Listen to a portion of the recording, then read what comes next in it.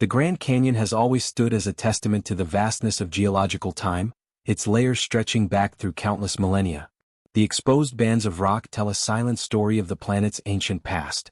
Yet, hidden far below those red cliffs and sun-scorched plateaus, something was recently brought to light that upended the limits of science and what people thought they understood about the world.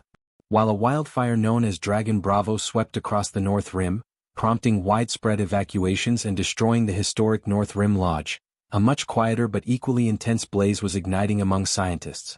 What started as a routine geological investigation ended with a discovery so startling, it was almost beyond belief, buried nearly a mile or about 1.6 kilometers beneath the ground. The original goal of the research trip was nothing out of the ordinary.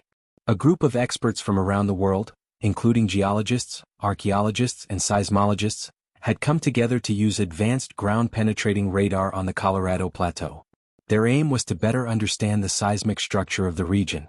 The area's ancient rocks, already famous for their nearly 2-billion-year-old history, had been studied for decades. But this particular scan revealed something no one expected: a perfectly symmetrical empty space, far too large and regular to have formed naturally.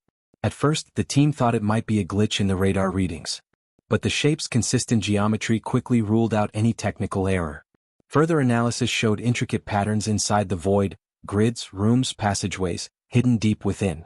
The forms were unmistakably artificial, as if some unknown intelligence had carved precision into the very bedrock of the earth.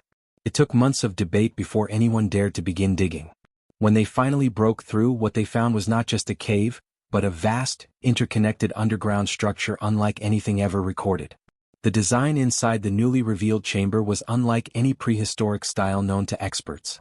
Massive stone columns rose up like silent sentinels, each one covered in strange symbols that didn't match any known language. Though the material used was unfamiliar, the surfaces showed signs of mathematical precision.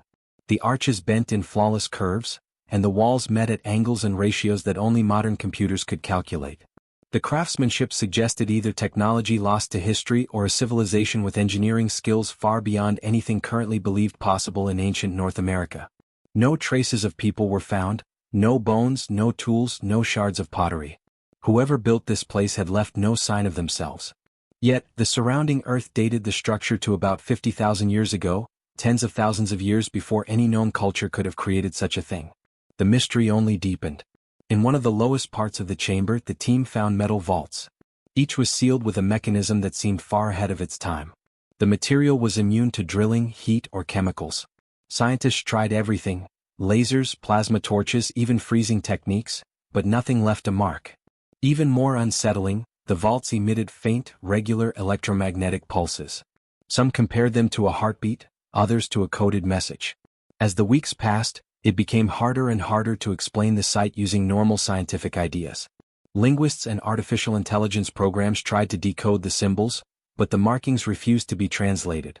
They weren't based on sounds or pictures. Instead, they seemed to work like complex math, multidimensional, recursive, and, most disturbingly, their meaning shifted depending on the angle or lighting. More rooms were mapped, revealing miles of tunnels beneath the canyon. Some passages ended in unstable areas where magnetic fields would suddenly spike. Equipment failed in these spots. Compasses spun wildly.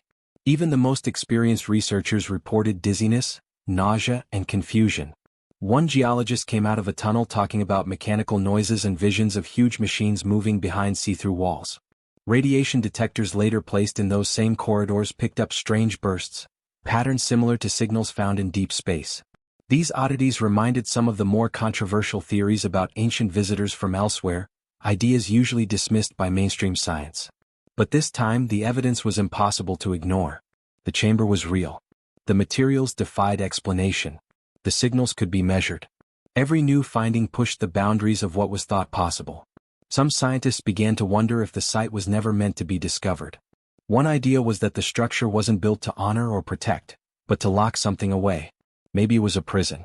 Or maybe it was a barrier, meant to keep the rest of the world safe from whatever was inside those vaults.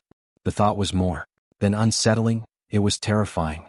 The sense of unease grew when a strange mural was found on a remote wall. The artwork showed dozens of abstract shapes gathered around a central orb, with lines radiating outward. Some thought it was a map of the sky. Others saw it as a warning. The surrounding figures appeared to be falling apart, dissolving, caught in some violent process. One code expert said it looked like a record of destruction, not by weapons or fire but by being too close to something that couldn't be contained. As the scientific excitement grew, so did disagreements among world leaders. Some countries wanted the site closed off immediately. Others demanded full disclosure. A third, more secretive group pushed to use whatever technology was hidden in the canyon, believing it could surpass anything in modern defense. During this tense period, the structure itself began to change. Scientists noticed the vault's surfaces were slowly warming, not enough to burn but enough to measure. These temperature changes seemed to happen when people got close or when the area was scanned with electromagnetic equipment. A new theory took hold. The structure wasn't just reacting, it was waking up. In the final weeks of the first excavation, a chamber was found that was even more isolated than the rest. It was perfectly round, seamless, and made of a reflective material that seemed to swallow light. The moment anyone entered, timekeeping devices went haywire.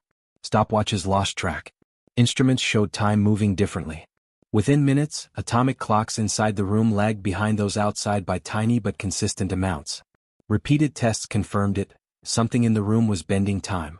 At the center of the space stood a ring of dark panels, arranged like a control interface, though none responded to touch.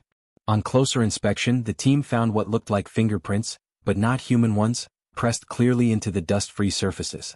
The patterns were unfamiliar, longer than human hands with ridges forming angular shapes, more like coded logic than anything biological. These weren't just marks, they were messages encoded in pressure and geometry. The team barely had time to process this before the lower levels revealed something even more astonishing. Beyond the central chamber, side tunnels led deeper, opening into galleries that defied all natural explanation. In one hallway, a row of clear cases stood untouched by time, each holding what looked like humanoid forms, preserved in a petrified state. They only vaguely resembled people. Their limbs were long and flexible, their skulls bulged in odd ways, and their spines had more vertebrae than any known human ancestor. DNA testing was impossible without risking contamination, but the physical features alone sparked a flood of new theories. Some thought these were a different species. Others believed they were altered humans, perhaps the result of experiments by the builders. If true, it would mean that human evolution might not have been entirely natural, that some outside force could have shaped life itself. As shocking as these biological discoveries were, they were soon overshadowed by a new phenomenon. Vibrational pulses began to come from deeper within the structure, starting soon after one of the vaults was hit with a synchronized high-frequency sonar test. At first, the response was subtle, tiny tremors that most instruments missed. But within hours, a repeating pulse every 108 seconds began to spread from the deepest part of the complex. The pattern wasn't random. It matched waveforms seen in resonance systems, like those found deep in the Earth or in space. Seismographs up to 800 kilometers away picked up the tremors. Researchers exposed to the pulses for long periods began to have vivid dreams, hallucinations, and changes in perception. Even more unsettling, some described the same visions. Floating cities made of shining metal, a dark sphere circling a shattered crystal world, and the feeling of being watched by an ancient, silent presence. Brain experts brought in to study the effect found that the pulse frequencies matched those of the brain during sleep and deep meditation. In controlled tests, volunteers who listened to recordings of the signal reported the same psychological effects: a sense of being outside time, sharp memories, and strong emotional reactions to abstract images. Meanwhile, an even deeper chamber was found below the lowest mapped levels. This one was different, not built but seemingly grown as if it had formed organically. At its center, inside a shell of crystal harder than diamond, floated an object unlike anything known to science. It constantly changed shape and texture, giving off a faint but complex energy field that absorbed light and blocked all scans. The energy around it bent space. Laser beams aimed at it curved and disappeared. No data could be gathered from it. The object seemed to exist in a state between matter and energy, neither alive nor dead. Being near the sphere caused intense psychological effects. Several people collapsed after only a few minutes inside the chamber. Their reports were fragmented and emotional, filled with a sense of being overwhelmed by something vast and cold. One scientist described it as being noticed by something that had forgotten what kindness was. Outside the chamber, markings on the walls lined up exactly with star positions not seen from Earth in over 30,000 years. These weren't just decorations. They tracked planetary cycles and star movements with perfect accuracy. Some experts guessed that the whole structure worked like a cosmic clock, and that its awakening was timed to a specific event. As strange patterns began to appear in the sky above the canyon, ring-shaped distortions in the upper atmosphere, invisible to the eye but clear on satellite scans, the mystery deepened. These patterns grew stronger each day, always centered above the site, and matched no known weather or solar activity. The only thing they matched was the pulsing structure below. What started as a simple geological survey had become a global puzzle. Yet, the most disturbing discoveries were still to come. Tensions among the scientists grew as further attempts to interact with the central sphere caused unpredictable energy bursts. The pulses became stronger and more frequent. Communication with the surface was disrupted. Devices failed without warning. Compasses spun out of control. Even equipment that should have been unaffected showed strange readings, as if the structure was changing the very laws of physics around it. It felt as if the entire chamber was aware, watching or waiting. In a final attempt to understand the artifact, an international team brought in a special containment pod designed to isolate the object for transport. But before it could be used, something happened that would forever close off the Grand Canyon's hidden depths. At exactly 2:03 a.m., with no warning tremors, the ground above the structure collapsed in perfect circles. Tons of rock fell inward, but there was no dust, no shockwave. The entrance was swallowed, and the lower chambers disappeared under layers of stone. No one was hurt, but the site was effectively erased. Those who had been inside the central chamber before the collapse were put into isolation. Some began to show strange neurological symptoms within hours: blending of senses, episodes of disconnection, and ongoing hallucinations of harmonic sounds. Brain scans showed unusual activity in areas linked to dreams, even while awake. Some began speaking in ancient languages or drawing symbols identical to those found in the chamber, symbols no one had ever learned but somehow remembered.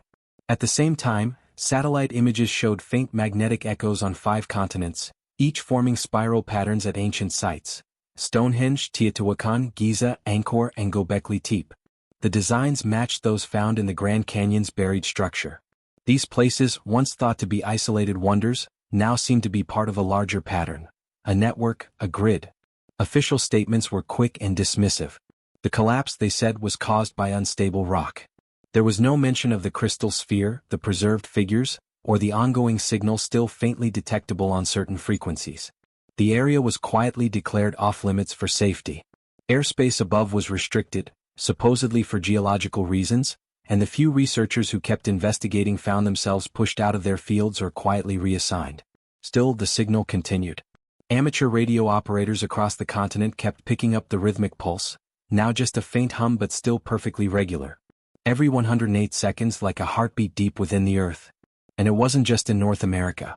Reports came in of similar pulses from beneath the ocean near the Mariana Trench and from the frozen valleys of Antarctica. Whether these were connected was unclear. What was certain was this: the planet itself seemed to be resonating with a forgotten code. Those who had seen the chamber, who had felt its presence in their minds, were changed.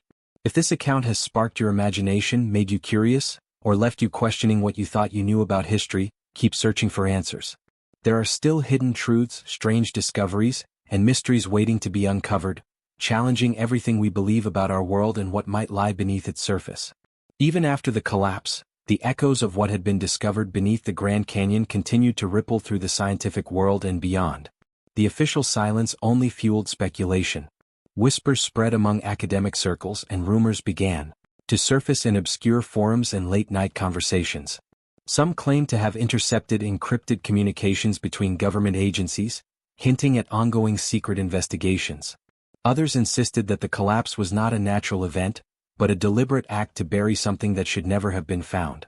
Within the quarantined group of researchers, the psychological effects persisted. Some reported vivid, recurring dreams of vast underground cities, their architecture impossibly complex, illuminated by shifting, colorless light. Others described sensations of being pulled toward an unknown center, as if their thoughts were being drawn into a gravity well of memory and meaning. A few began to experience time differently, losing track of hours or even days, as if their internal clocks had been subtly altered by their exposure to the chamber. Medical teams monitoring the quarantined individuals documented a range of unusual symptoms. Some subjects developed heightened sensitivity to electromagnetic fields, able to sense the presence of electronic devices or power lines without visual cues. Others displayed bursts of creativity, producing intricate drawings and mathematical formulas that mirrored the patterns found within the underground structure.